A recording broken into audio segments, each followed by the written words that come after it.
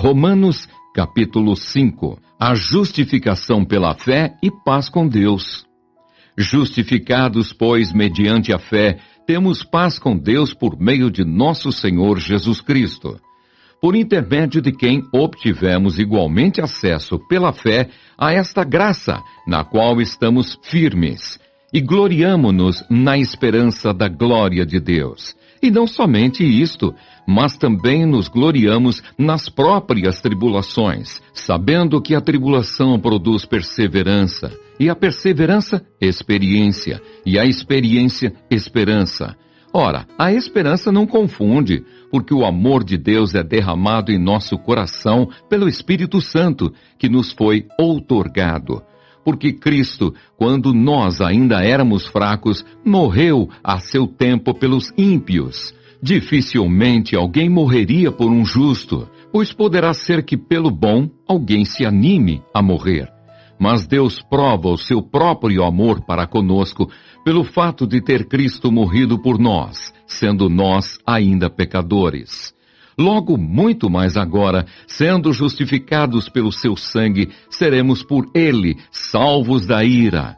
Porque se nós, quando inimigos, fomos reconciliados com Deus mediante a morte do seu Filho, muito mais estando já reconciliados, seremos salvos pela sua vida, e não apenas isto, mas também nos gloriamos em Deus por nosso Senhor Jesus Cristo, por intermédio de quem recebemos agora a reconciliação. Adão e Cristo.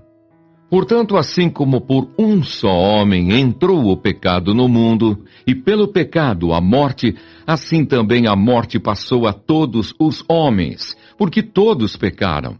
Porque até ao regime da lei havia pecado no mundo, mas o pecado não é levado em conta quando não há lei. Entretanto, reinou a morte desde Adão até Moisés, mesmo sobre aqueles que não pecaram, à semelhança da transgressão de Adão, o qual prefigurava aquele que havia de vir. Todavia, não é assim o dom gratuito como a ofensa. Porque se pela ofensa de um só morreram muitos, muito mais a graça de Deus e o dom pela graça de um só homem, Jesus Cristo, foram abundantes sobre muitos. O dom, entretanto, não é como no caso em que somente um pecou, porque o julgamento derivou de uma só ofensa para a condenação. Mas a graça transcorre de muitas ofensas para a justificação. Se pela ofensa de um e por meio de um só reinou a morte, muito mais os que recebem a abundância da graça e o dom da justiça reinarão em vida por meio de um só, a saber, Jesus Cristo.